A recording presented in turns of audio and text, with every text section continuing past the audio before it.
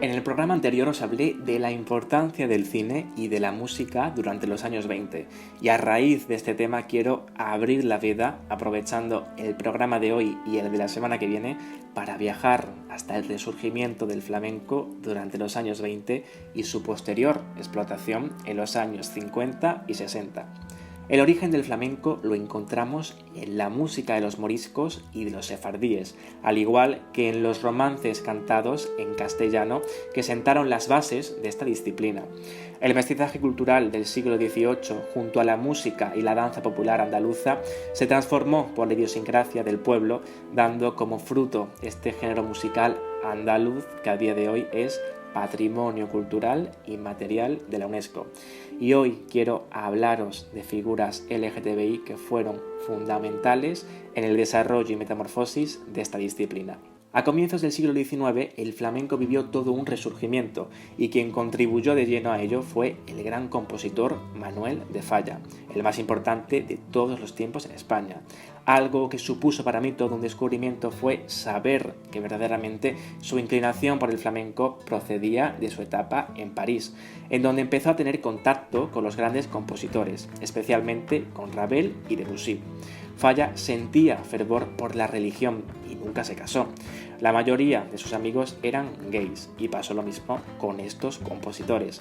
Un ejemplo es el de Ravel, que era homosexual y se le relacionaba con el también compositor Igor Stravinsky, ya que el asesor de este años más tarde lo afirmaría. No se puede confirmar, por lo tanto, que Manuel de Falla fuera homosexual, pues no hay ninguna prueba de ello y además era muy celoso de su intimidad. Pero lo único que es cierto es que siempre tuvo de cerca al colectivo LGTBI.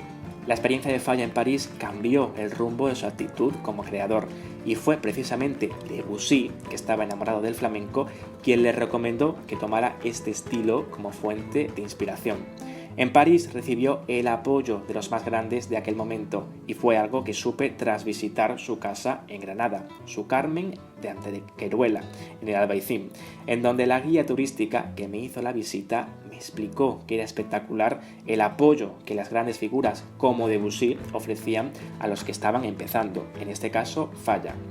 Esta recomendación por parte del compositor francés a Manuel de Falla cobra importancia, ya que si nos situamos en aquel tiempo, el flamenco era visto como mucho prejuicio por algunos españoles, ya que se observaba desde la xenofobia al relacionarse con el pueblo gitano.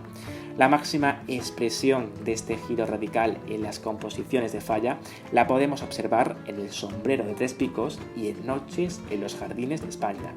Toda esta corriente de la que se empapó Manuel de Falla desembocó en el concurso de Cante Jondo de Granada en 1922, siendo el primer certamen de ámbito nacional del cante.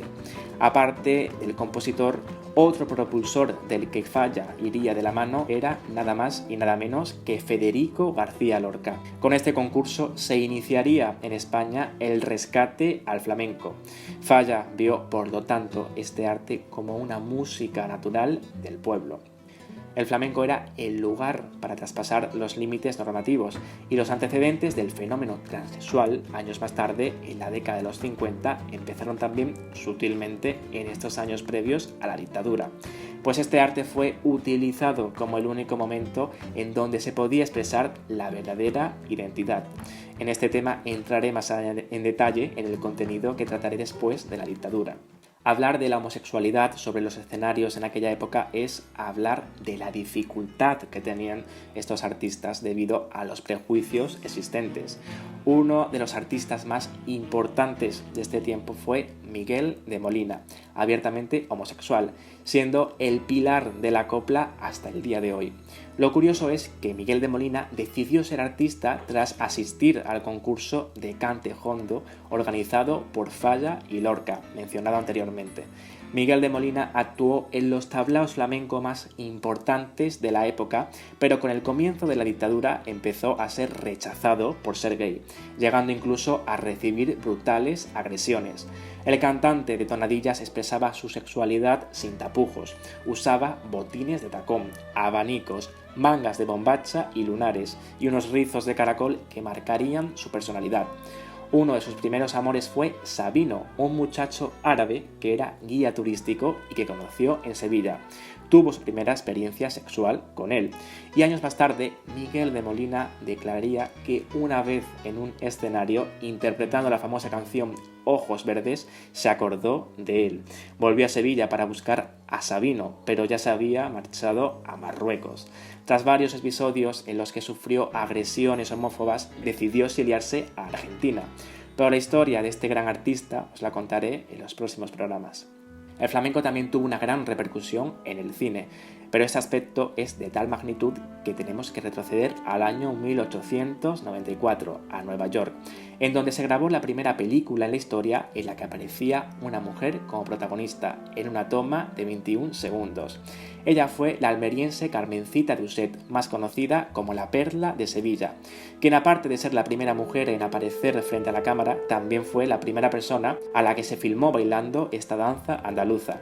Carmencita fue pionera en el flamenco, ya que fue la primera en realizar giras internacionales. Fue tal su talento como bailarina que llegó a ser musa de muchos artistas, y el más conocido de los cuadros en donde aparece es en el de John Singer Sargent, titulado La Carmencita. Sargent estaba enamorado del movimiento de la danza flamenca, y donde más se observaba el gusto del artista por esta danza es en el cuadro Jaleo, que representa un auténtico tablao flamenco de finales del siglo XVIII, totalmente diferente a lo que entendemos por tablao flamenco a día de hoy. Se trata de un cuadro muy especial en donde se refleja el movimiento de esta danza, la sutileza y la sensibilidad. El artista Sargent era homosexual y llegó a tener fama y ser respetado debido a que en su obra destacaban los retratos a mujeres de la alta aristocracia. Pero es precisamente cuando muere cuando se descubren cantidades de bocetos en los que se reflejaba su deseo por los hombres, en donde plasmaba la belleza masculina e incluso el contacto homoerótico.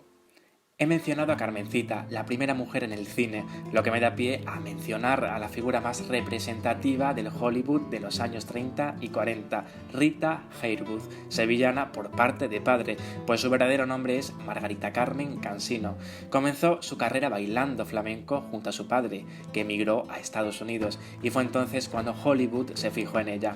Llegó a ser una de las actrices más emblemáticas, pero nunca olvidaría sus raíces andaluzas. Mientras la actriz agonizaba en 1987, un periodista que acudió a su casa en Nueva York encontró en la librería de su salón una edición de Romancero Gitano de Federico García Lorca. Su hija respondió al periodista: es de mamá, lo leía siempre que sentía el recuerdo de sus raíces. El flamenco ha sido importante desde el punto de vista de la identidad.